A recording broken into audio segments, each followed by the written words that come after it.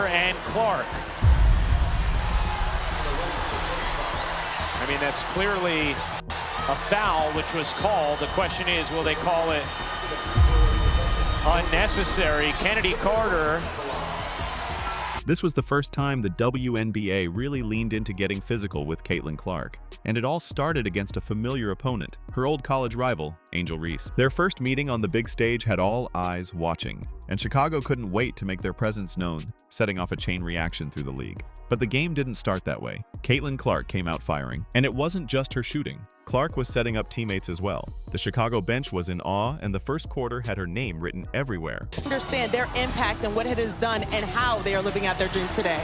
And right on cue, Clark connects on another bomb, 2 for 2 from 3 in the early. But after building up a small deficit, not everyone on Chicago's side was sharing the excitement. So in true Caitlyn fashion, she decided to step it up even more in the second. They've allowed too much dribble penetration. Well, and it allows them, oh, what a dime. My goodness, the pass from Clark to Katie Lou Samuelson for 2.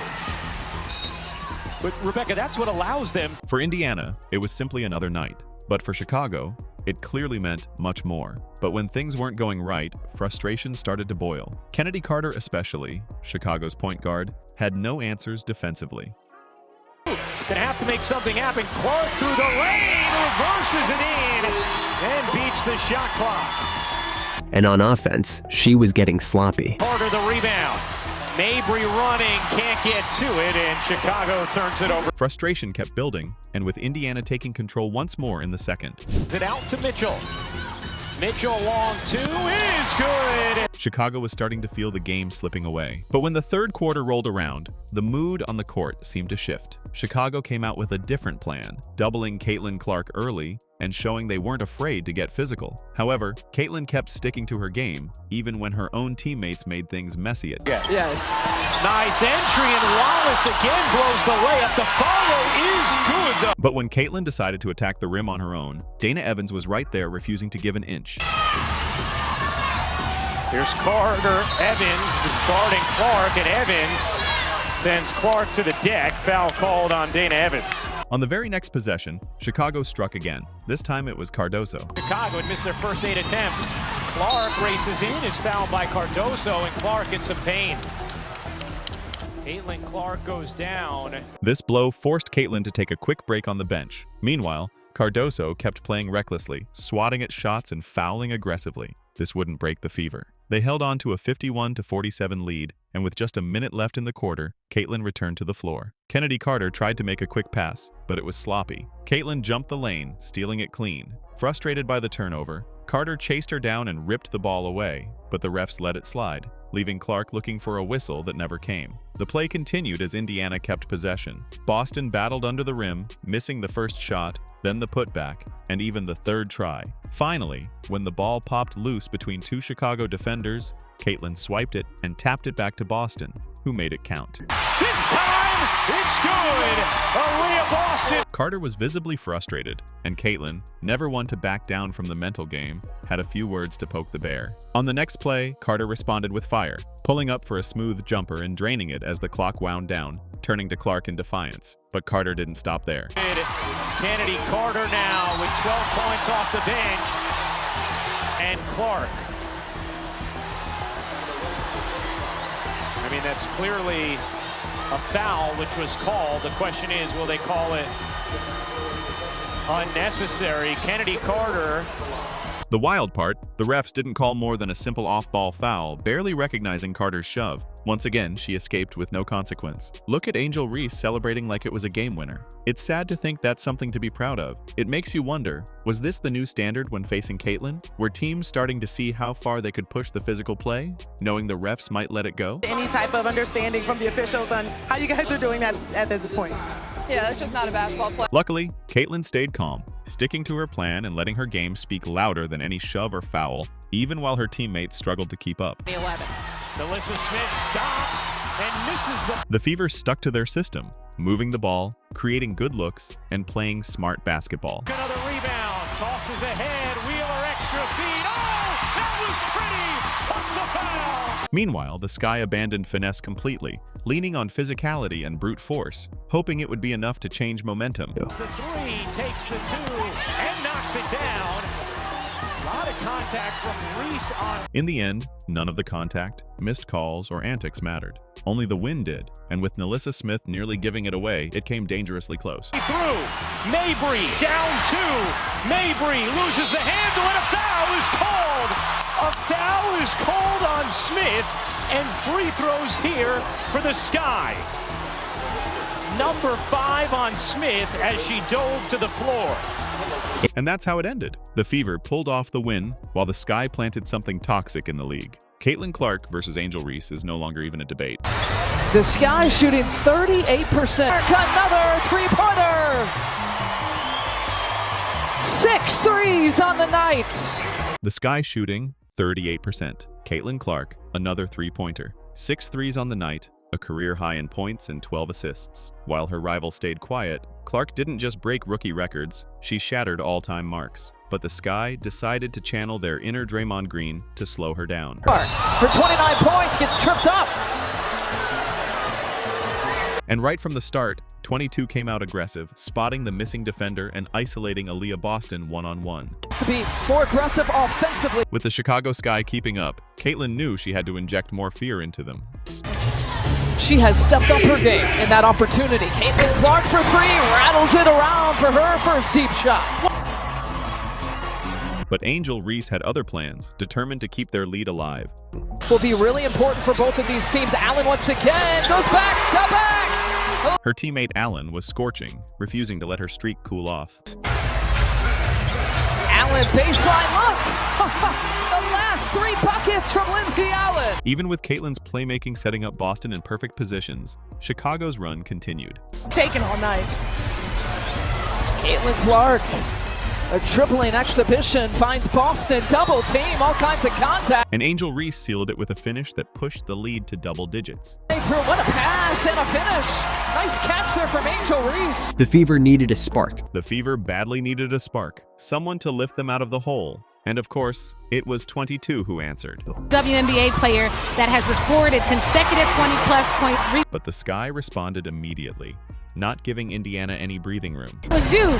What does it mean to have those comparisons? With the score at 24-11, Caitlyn knew the Fever had to react quickly. I love the way Caitlyn Clark is playing. To counter Reese, the Fever made a smart adjustment, bringing in their defensive anchor, Temi Fagbenle. The impact was instant. Temi Fagbenle. The shift was immediate. We're looking for Reese. Fagbenle tips it away and off and running. Caitlyn Clark wins the pass. Thread the needle. My goodness, what a play. In this stretch, Indiana cut the lead down to 26-23. Fighting their way back as the first quarter wound down, they even had a chance to tie. However, it became clear that Fagbenle's offense was far behind her defense. Caitlyn Clark against Dana Evans. 3 on the quarter clock. Fagbenle misses everything. Despite her dominance on one end, her limitations were exposed on the other. Find about when she would return. Turnover on the first possession, and the Fever ended the first quarter on a 12-2 run and tried to build. Luckily for the Fever, Angel Reese continued to miss layups, giving Caitlyn all the space she needed to heat up. On this possession, logo shot! Logo make for Clark! Even when Reese tried adding new moves, Temi proved to be her kryptonite, shutting her down. This turn, spinning off her left shoulder and walked with it. This gave Clark room to show off her sharp shooting lessons at the other end. The end of the first quarter, Clark again, heating up. Fagbenle with a huge block. An absolute wall at the rim leads to that. And just like that, it was a close game again with Caitlyn still on fire. She's having the best 3-point shooting season of her career, but she can also bang in the paint. The vision didn't stop either. She kept dishing dimes to her Robin, Kelsey Mitchell. CC ignited a spark, giving Mitchell the confidence to start firing. 5 of 10 right now from behind the arc. Speaking of a long shot. Speaking of long shots, even with Mitchell's streak, Robin will never be Batman. Winding down, nearly a shot clock violation for the Sky. Caitlyn Clark leaks out, can't get to it. The Fever extended their lead to double digits, but Chicago wasn't backing down. Stays with it, that's that strength that you admire so much and finds Pan on. However, 22 didn't care, driving hard and silencing the crowd. To find a way to get Rachel Banham going, that's one way. Count the packets. Caitlyn Clark has an and one. And scoring aside, she kept racking up assists like they were infinity stones. He's got 14 in the game. Clark Again. to Hull. Unfortunately, not every pass connected, and a few chances slipped away. Clark tried that difficult pass. With the second quarter closing, Angel Reese stepped into the spotlight with a shaky mid-range jumper. Reese along two. Trails it. But Caitlyn Clark had the last laugh, turning defense into offense and closing the half strong. Shuffle pass to Allen, who looks for Reese again, but Wheeler's in the way, and the Fever leak out Caitlyn Clark. A layup drill for her. The third quarter, however, started just the way the second ended, with the Splash Girls raining buckets. Kelsey Mitchell claims 8 assists, 15 points in the first half. Looking to add to her tally. Ooh. The Sky threw everything they had to slow it down, but their defense only made it worse. That ball screen to create a shot for herself. Clark with the step back and gets fouled. 3. Caitlyn Clark, calm under pressure, stepped to the free throw line and sank them all, extending the Fever's lead. Still in the third quarter, with plenty of time on the clock, the game remained wide open. Anything could happen, and it did. Onyenwere drills a three-pointer. But Caitlyn Clark wasn't about to fold. She recognized the moment, and instead of forcing shots, she trusted her teammates to deliver. Personals, Diamond DeShields has checked in, trying to defend Caitlyn Clark. Smith, 1-foot runner.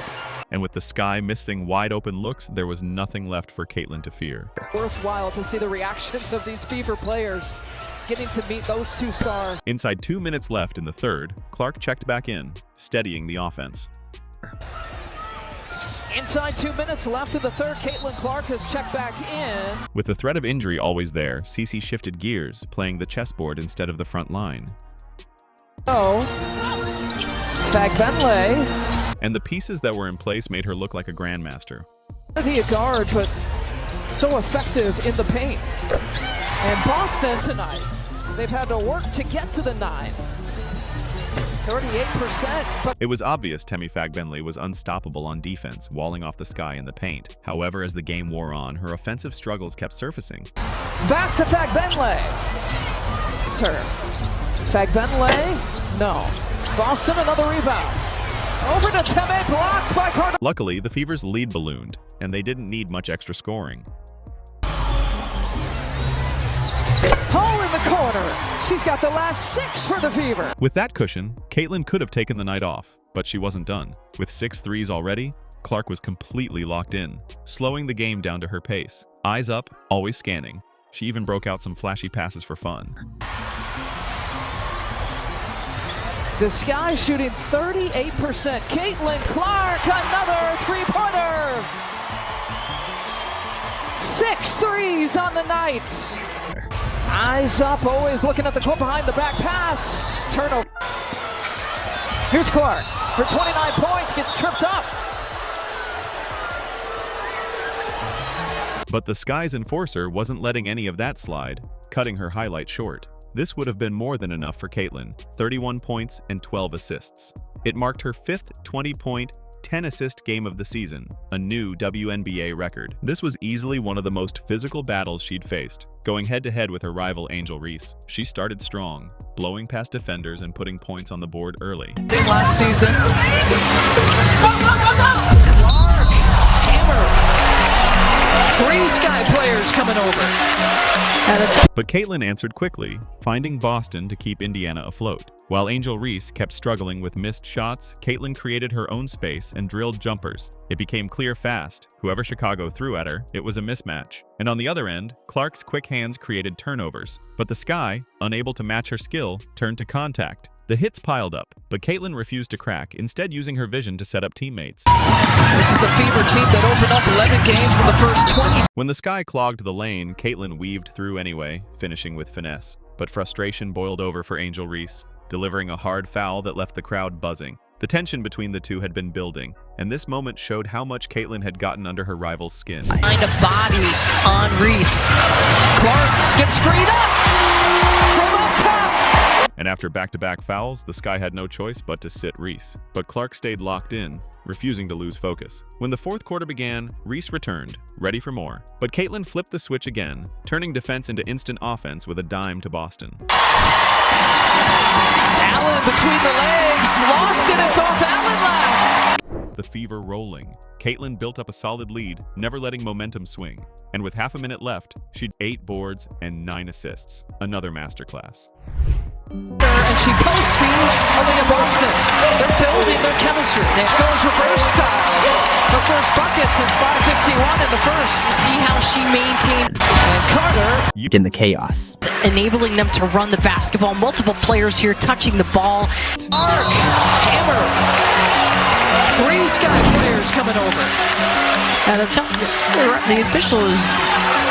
And from the opening tip, she never backed down, welcoming the contact and earning the whistles. Her rival answered with buckets of her own, but every response felt smaller. Then Caitlyn erupted, drilling logo the Sky simply couldn't match. And just before halftime, she gave the crowd exactly what they came for, splashing a clutch 3 at the buzzer, completely in command. But then came the moment of controversy. Caitlyn shoving Reese after a foul, sparking a flagrant call. Both brushed it off afterward, but the fire was already lit. From that point on, Clark came out stacked points, assists, and rebounds, inching toward history as the game wound down. And with her 10th assist, then her final rebound, she secured a triple-double in her season opener. The Sky never had a chance. The Fever looked like a powerhouse. And if this was just the start, the WNBA better be ready. Make sure to like, comment, and subscribe for more breakdowns all season long. Message.